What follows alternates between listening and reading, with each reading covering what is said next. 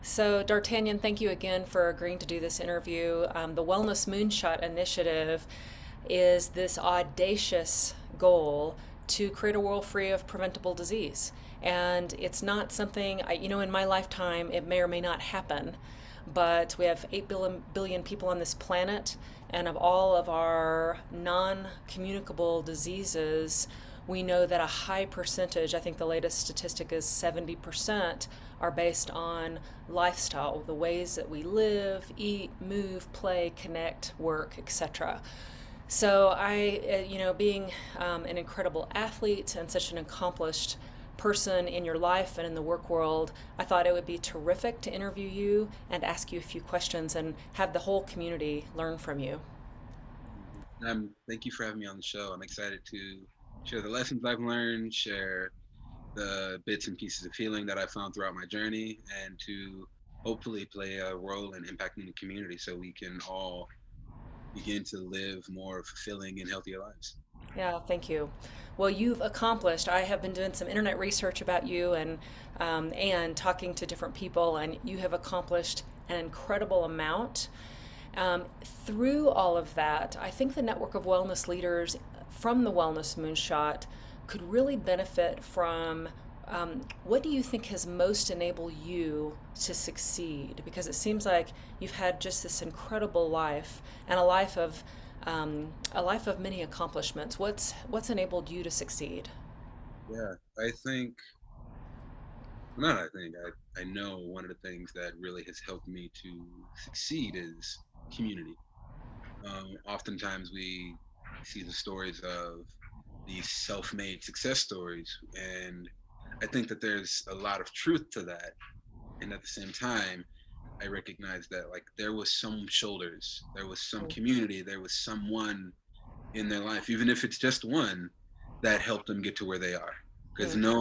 no one is completely self-made. No one pulls just something out of nothing without a proper community and without the proper resources or someone helping to step in. And that's not to take away any of the work that they do, because I think any success, any healing, any growth happens because the person desires it. But I think those doors that begin to open up to those rooms of success happen when we have people who have the key. Sometimes we may not have that key to success that we want.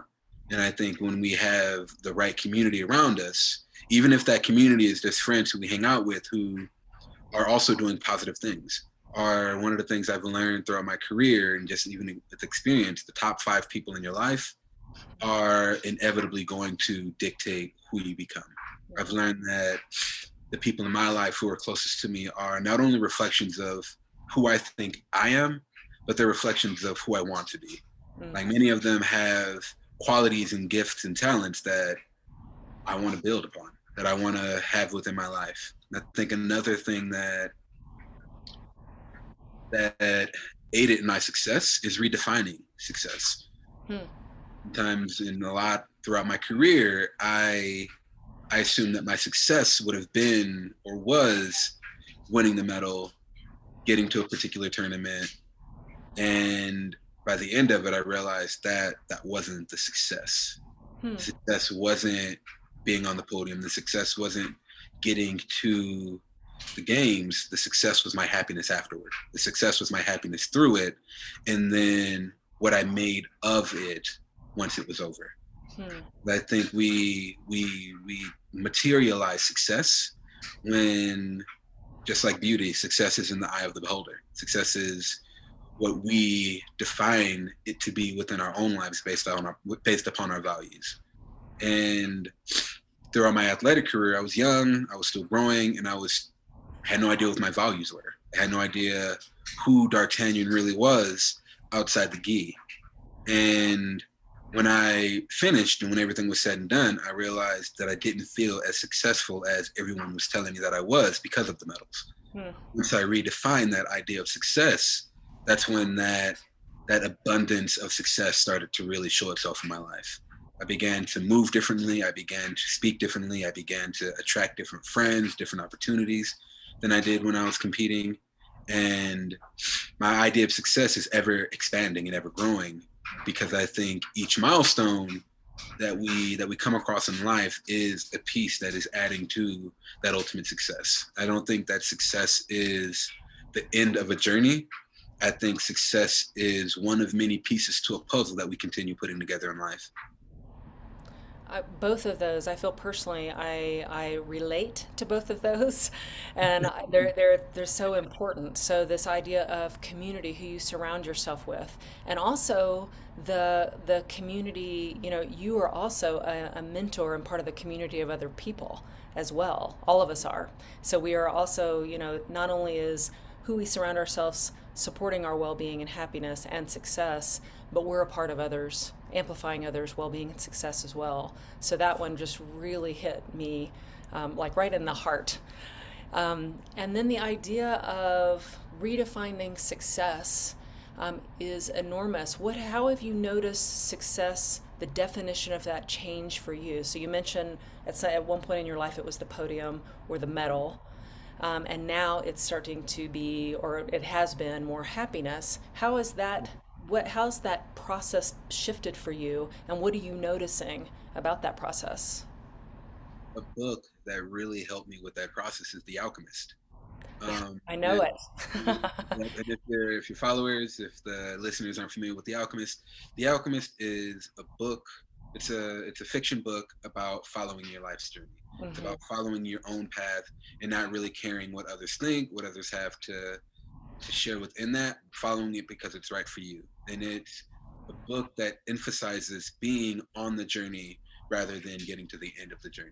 Hmm. And how that really manifests for me is I began to, well, I guess I'll backtrack a bit. So before, I was very much, again, in that idea of materialistic success. I wanted the degree, I wanted the medal, I wanted the end result of the thing, and I wanted to gloss past it. I wanted to get through it.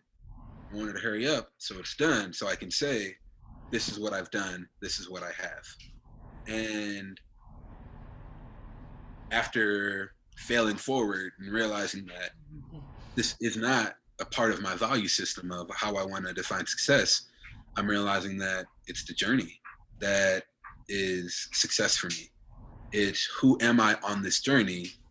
What am I doing? And how is this a reflection of my gifts, my talents, and my values? And while I'm on that journey, if I'm not happy with something, then I'm not successful. Doesn't matter if I get to the end of it and I have the degree. Doesn't matter if I get to the end of it and I have the medal, or if I have the partner, or if I have the car, if I have the dog, if I have whatever materialistic thing outside of me that defines success.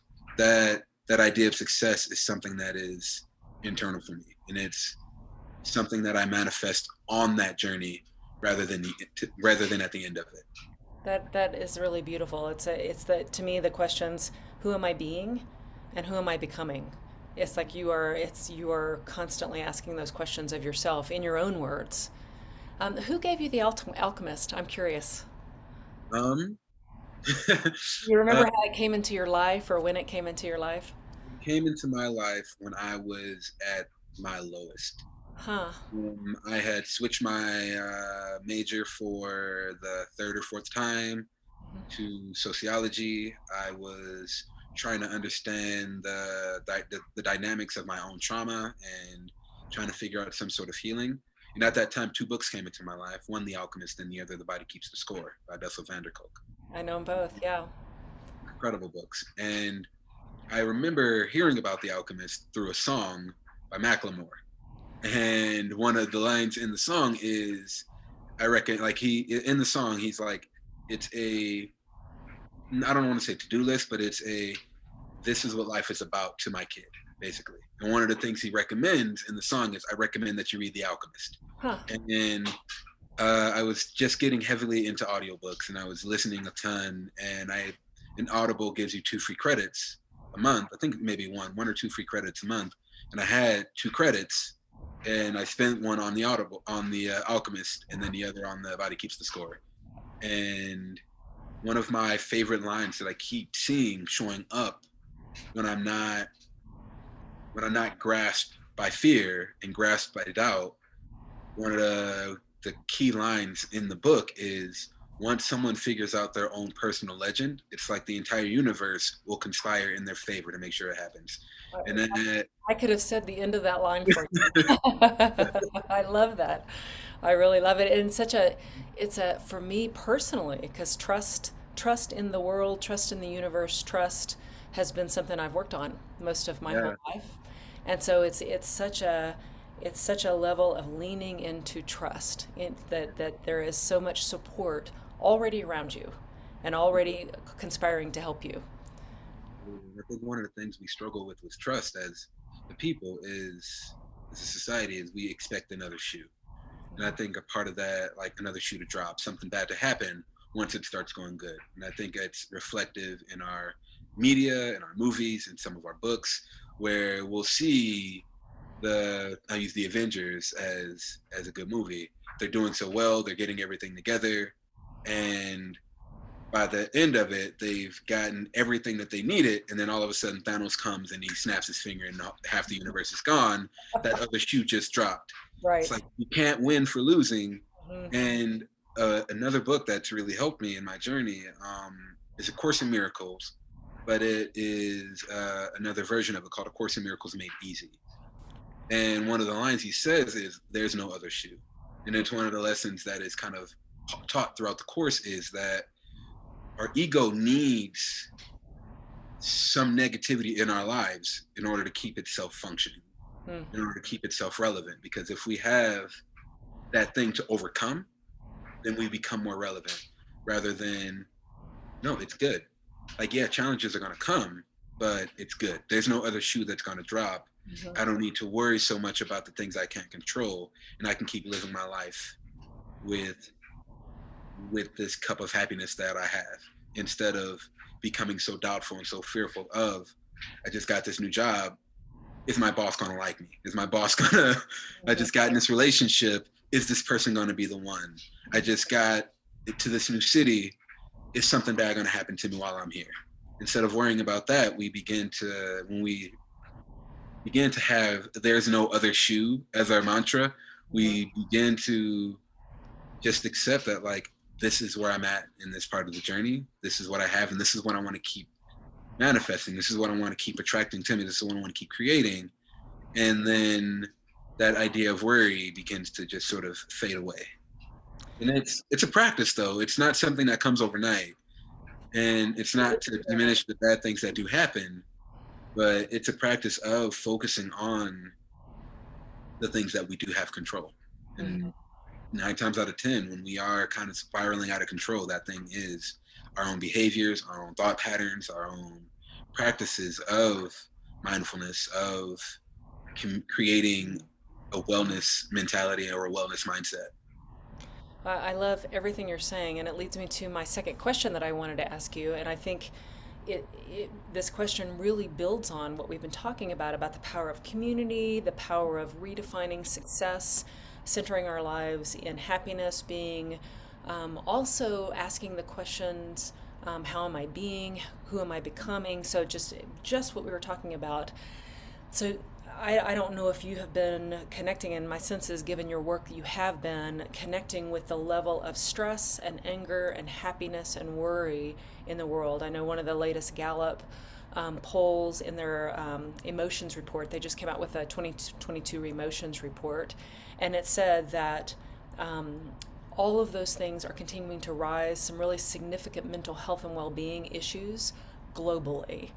And we're at a place now where mental wellness has become one of the most important aspects of our wellness and well being. So, through your life and career, what 2 to 3 key lessons, and they may be things you've already mentioned, by the way, but there may be others. What 2 to 3 key lessons have you learned about mental wellness and resilience, and what strategies do you use personally to really support yourself? Because, as you said, it really is a journey, and I believe, at least I've learned in my own life, it's not about being perfect. It's about evolving and growing and learning along the way. So to tell me kind of what you've learned about mental wellness and resilience, and some strategies that you use personally. Yeah. So I think one of the biggest things I've learned is the The fact that sometimes when we think we're being resilient, we're actually creating cracks in the dam. Huh. Instead of developing a stronger foundation, we're actually whittling ourselves away in the process of trying to be resilient. And most of the time, that is the story that we have. And I think when we try to be resilient, we have to like buckle down, grit, be harder on ourselves, push ourselves, and kind of shove everything underneath so we don't have to worry about it. And like, I'll rest when I'm dead kind of mentality, or pull yourself up by the bootstraps mentality. Mm. And when we move through life with that mentality, we're not becoming stronger, we're becoming weaker. And I think that, and I've experienced that, like, it's even when we have this fortitude of, this is how strong I am, this is how powerful I've become because of this particular practice, by the end of it, and this is sometimes may happen later in life, like our life expectancy begins to drop because uh, the deepest well is a book that highlights this, that the emotions that we hold within ourselves begin to cause chemical changes within the body. Hmm. Our life expectancy begins to go down the more intense and the more complex the emotions that we keep inside without processing in a healthy way become. Our the thing that she mentions, the tool that she uses to measure this is called an ACE score, and it's an adverse childhood experience score. Yeah. It's scored on a scale of 1 to 10 or 0 to 10, and the higher the score, the higher your chances for heart disease, for other preventable, like we've mentioned, diseases come up within our lives. Like a story that she mentioned was a guy who was not a smoker. He ate pretty healthily and he had a family. He was happy, and one day he just had a stroke out of the blue, out of nowhere.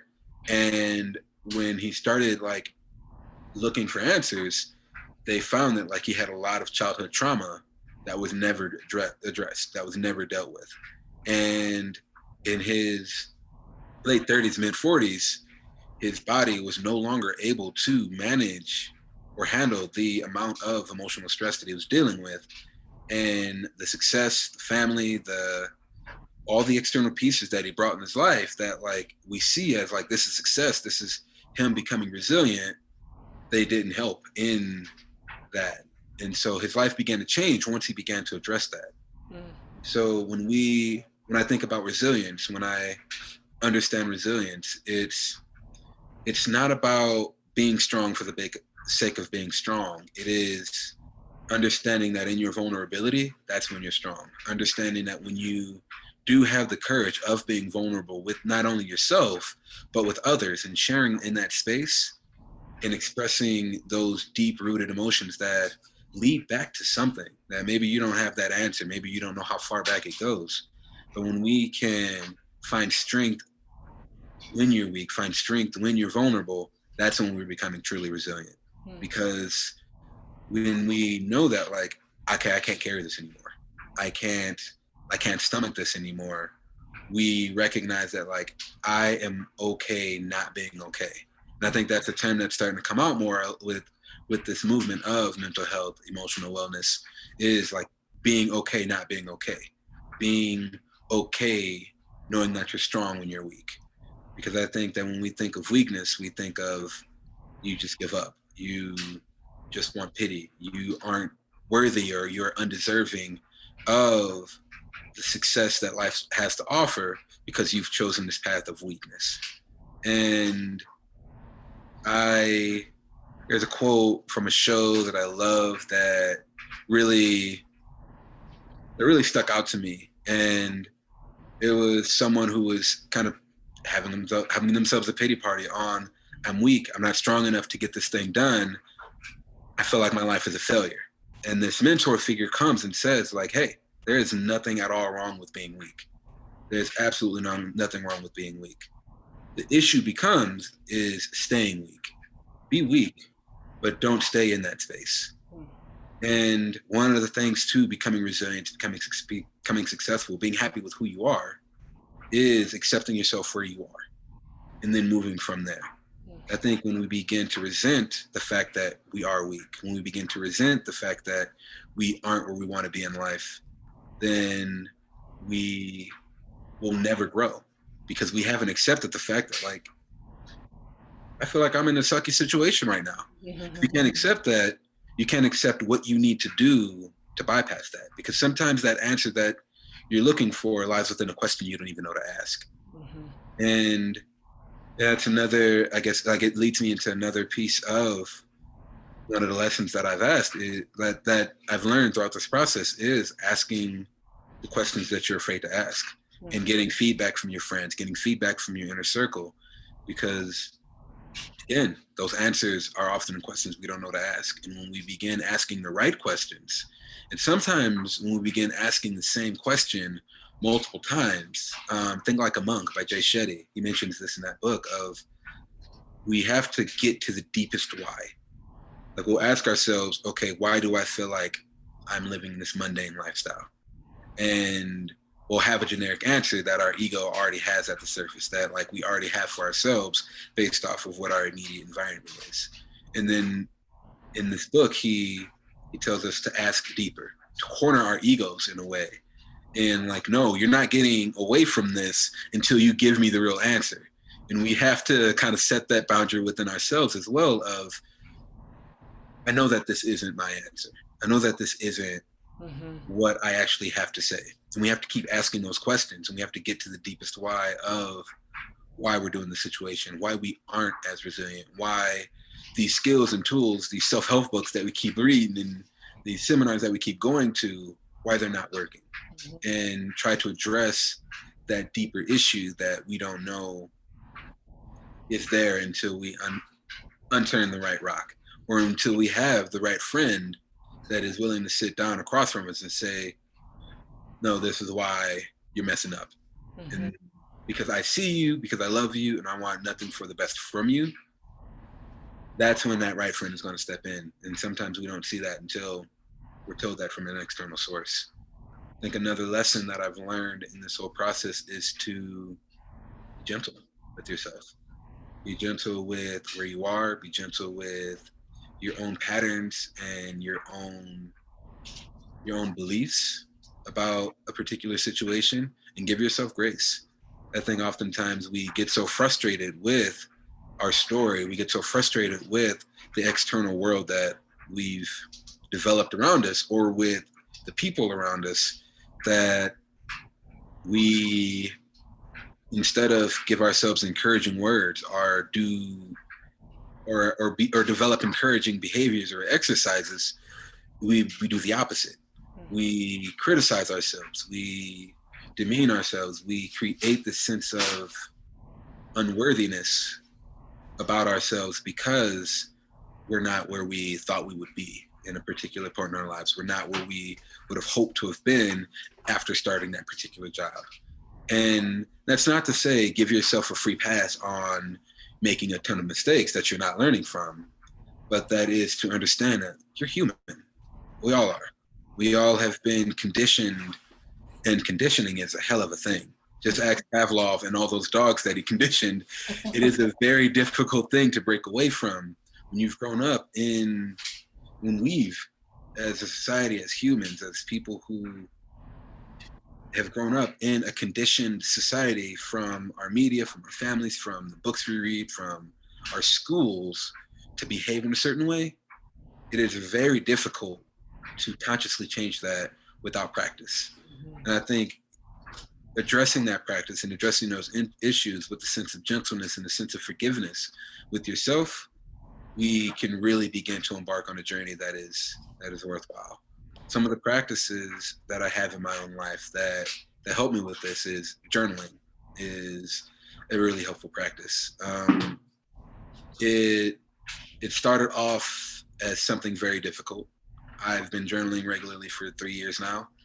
And when I first started, I can remember sitting across a desk or table, or just on my couch with a notebook in my hand, just no words on the paper. Like, what am I doing? What am I supposed to say? Who am I even talking to? How do I do this? What words are supposed to come out?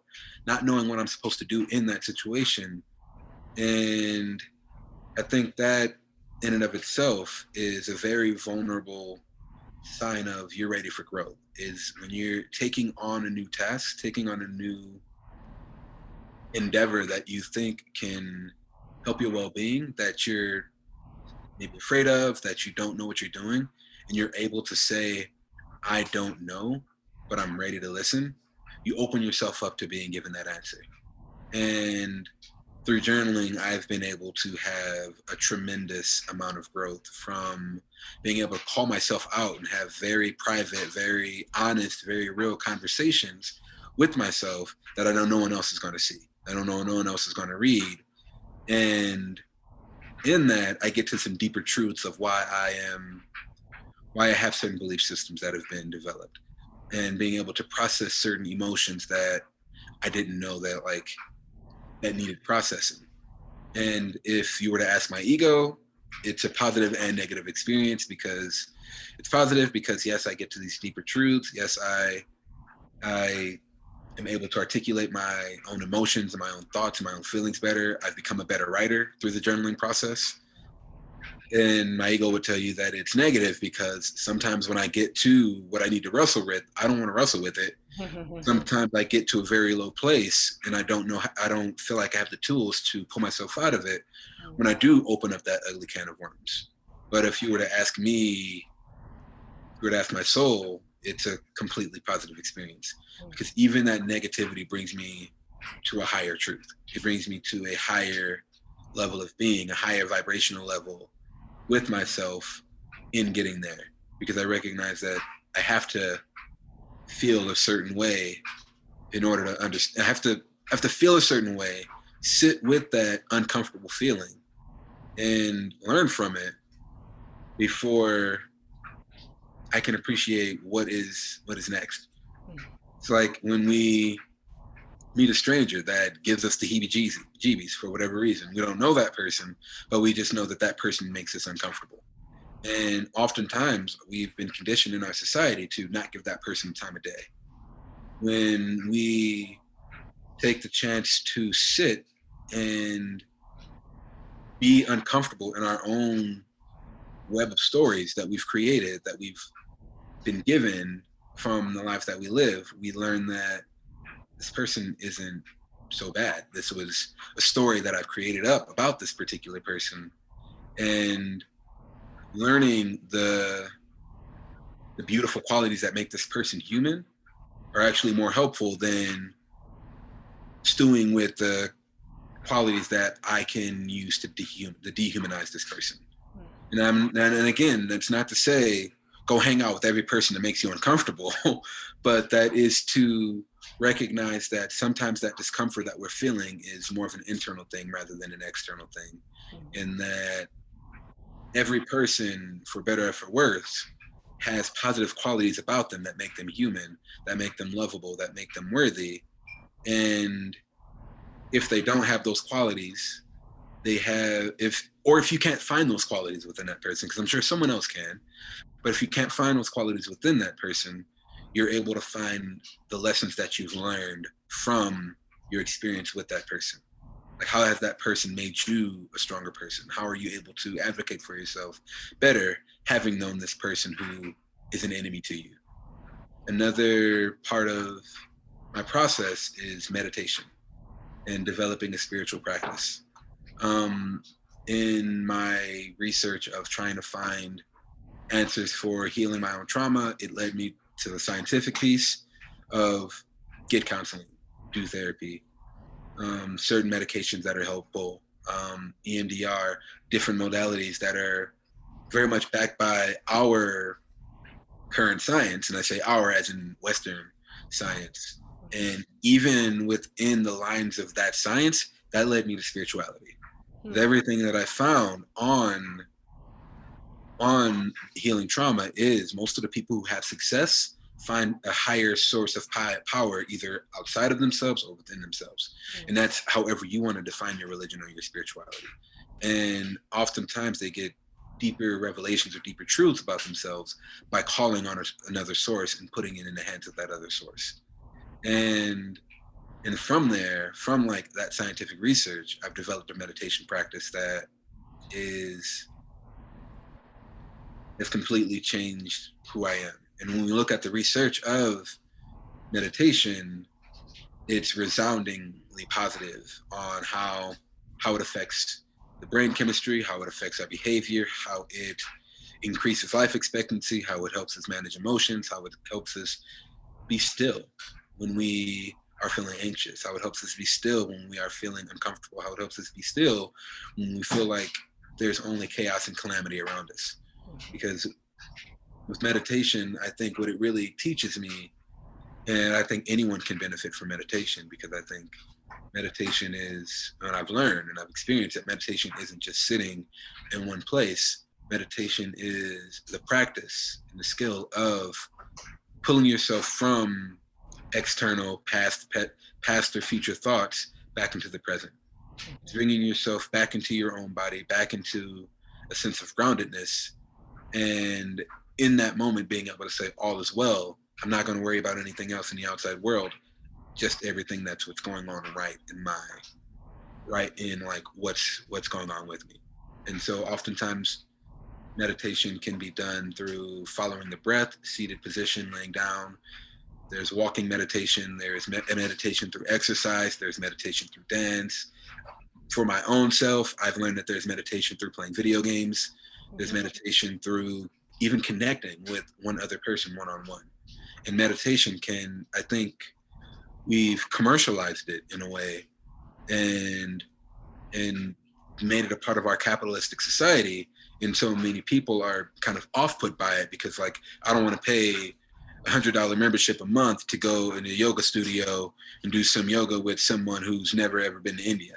And that's not necessarily what meditation is about. You don't have to go to a different, it can be helpful to change your location, but you don't have to go on a completely different international spiritual quest. You don't have to buy a membership. You just have to practice. You have to be uncomfortable with the practice, because meditation is going to make you really uncomfortable. Because when you learn to sit for a long time and not move from one thing to the next, you learn that a lot of things, a lot of emotions, a lot of thoughts, and a lot of ideas that are not even necessarily your own are going to come up and are going to try and ruin your peace. And through meditation, when you learn how to overcome yourself, you can overcome anything. Because I think most of us know that we're our biggest critic, we're our biggest judge. We're also going to be our biggest source of inspiration when we need it. And when we get into the practice of overcoming our own inner critic, of overcoming our own fears and self-doubt in a calm, seated position and practicing that, when we get into the outside world, or when the outside world gets into us, it becomes easier to take a breath, take a step back, and realize that, like, this can't hurt me unless I give it power. This can't derail me unless I step off track. And when we implement that practice of meditation, and I say a practice as in you'll never become a master at it in the way that we think a master is. And to me, a master of something isn't someone who has nothing else to learn. A master is someone who has mastered the practice of it. They are proficient in how well that they can practice this particular thing, whether they're having a good day, whether they're having a horrible day, whether they're on cloud nine, whether they are in the depths of hell. They are still able to practice this thing that they know is good for them, even if it doesn't feel good in the moment.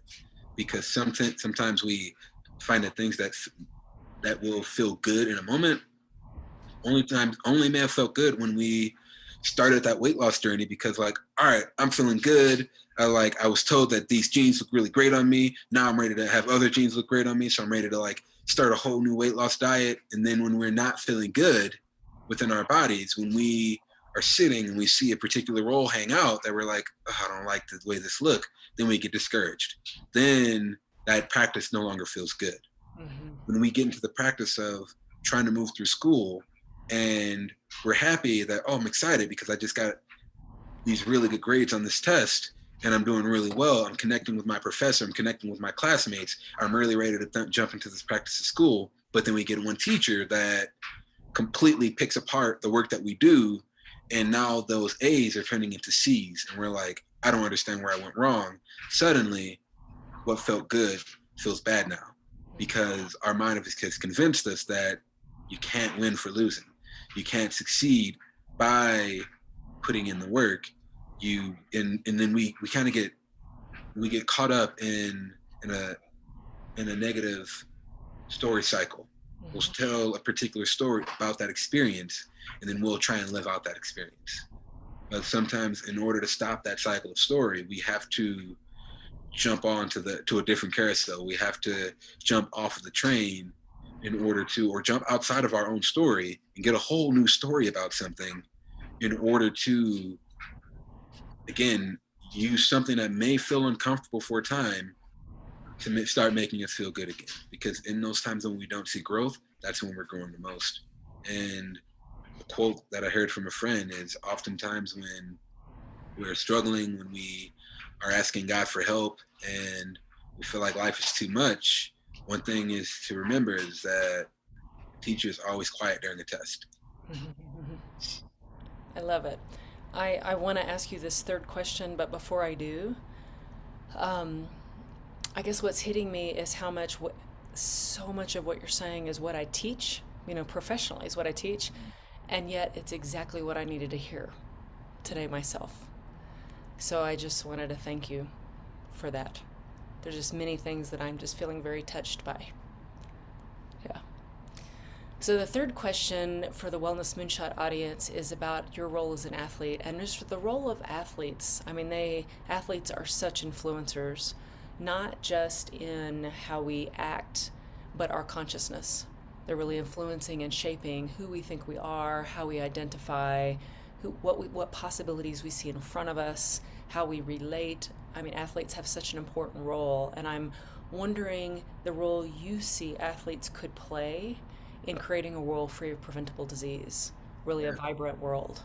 hmm I think the biggest role that we athletes can play in that is do the work ourselves. Hmm. Be the example. I think it there's two things, right? On one hand, we have the preachers who go out there and they preach these things, but they don't necessarily practice it.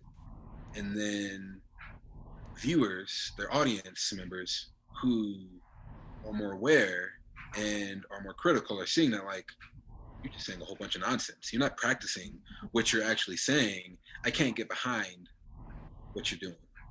And then we have the people who do practice what they preach, they share it.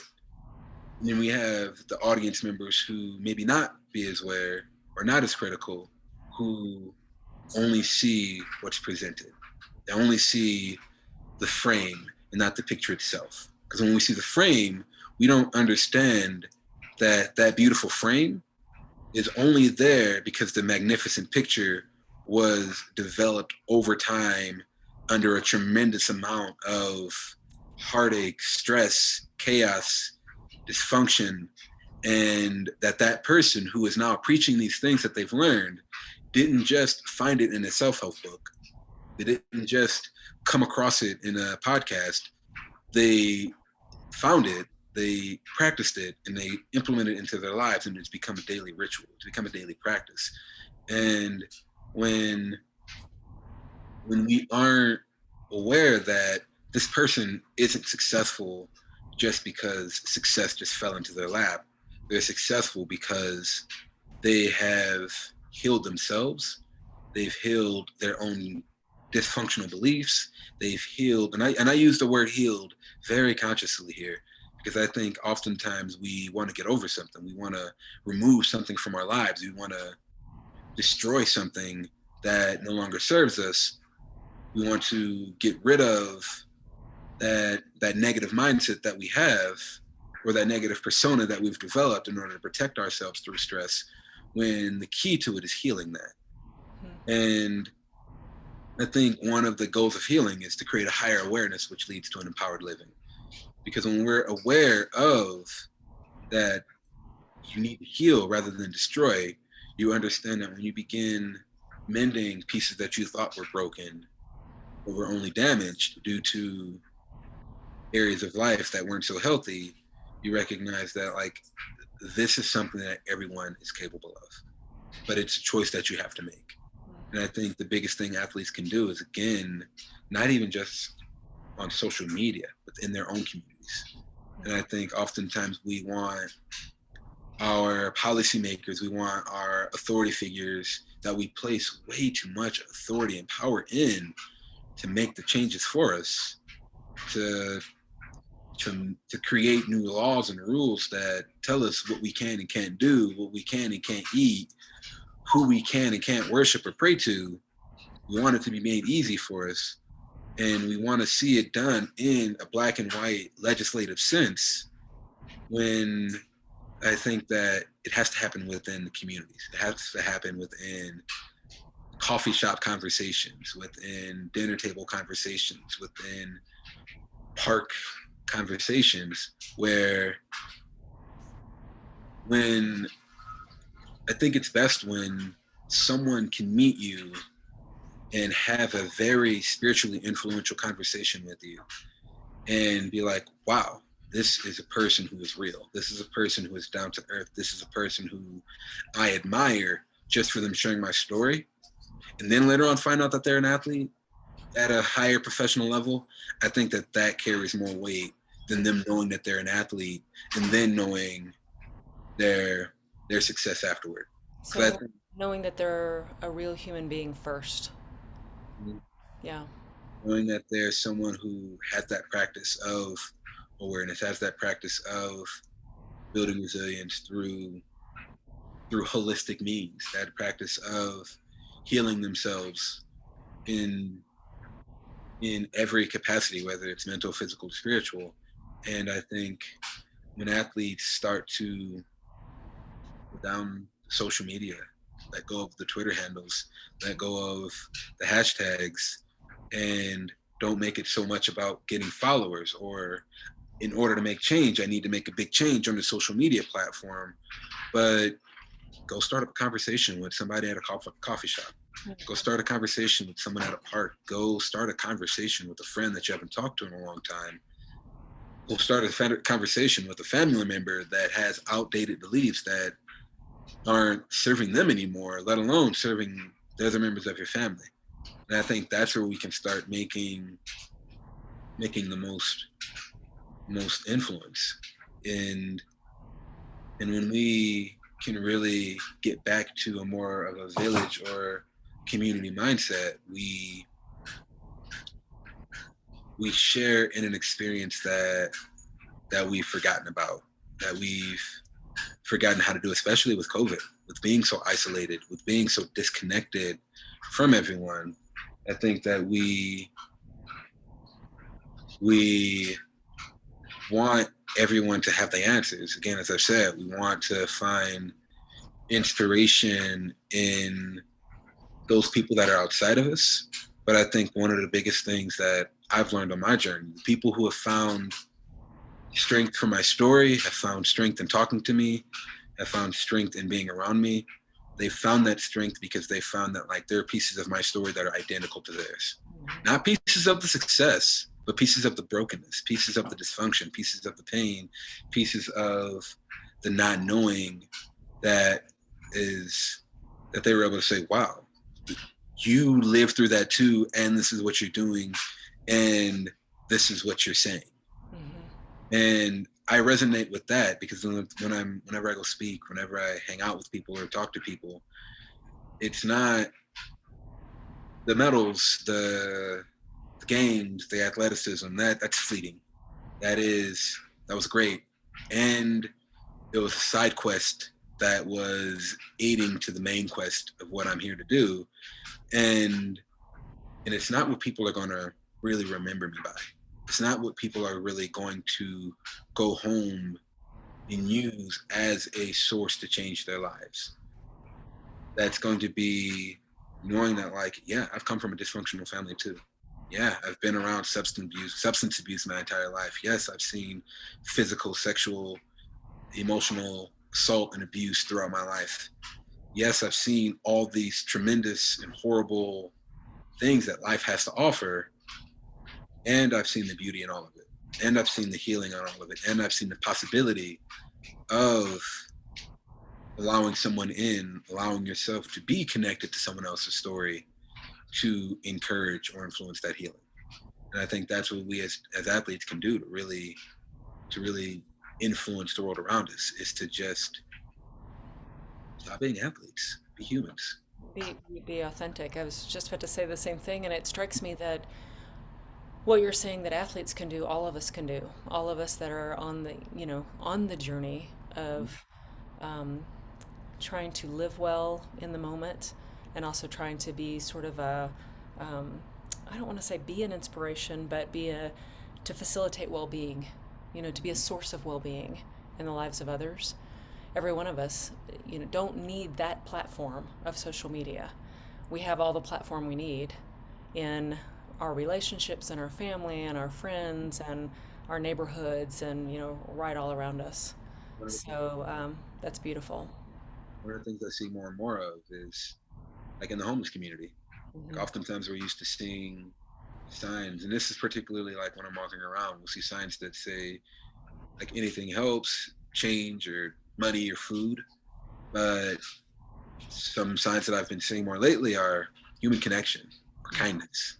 Hmm. Like and like even the a population that we have put so low on a pedestal, put in such a place of unworthy and undeservingness, that they're recognizing that what we're all just now starting to figure out, a lot of us, that it's not the material things that is going to help this world. It's not the material things that's gonna pull us closer together. It's the human connection that we need.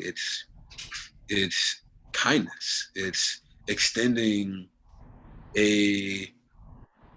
I was getting gas the other day, and I was filling up, and this guy comes up and asks me for a little bit of change, and I'm like, I don't have any money, but I can go into the store and like get a debit to credit. And he was like, I'd really appreciate that. And I came out and like, instead of just giving him money, I gave him money too, because like when I give money, it's none of my business what you spend it on. But I also gave him a meal with that. I bought some food in the store with him, and then I gave him $20 to like here. And what that says is like, instead of just giving money, and also like we talked for a moment, and like in sharing that, like I see you more than just here's a couple of bucks to get you through your day, but you're worthy of a conversation. You're worthy of not just my money, but my time. Hmm. Money is also a fleeting resource that comes in abundance, that we know is always going to come, and that we put too high on a pedestal at the same time. But it's our time with people that really counts for something. It's the time that's invested that really is worth more than its weight in gold. Because when you take time out of your day to sit with someone and learn their name, learn their story, learn the why of their situation, you sometimes will learn more about yourself. Hmm. Because that can either jog either certain memories, certain thoughts, or make you realize you have a deeper capacity of compassion than you probably thought possible. Well, I am absolutely inspired by our conversation today, and I hope that I said there's 8 billion of us on the planet. I hope all 8 billion get to watch this interview. You were truly inspiring, D'Artagnan, and I appreciate your time and your wisdom. This will touch a lot of people. It really has me. Thank you very much.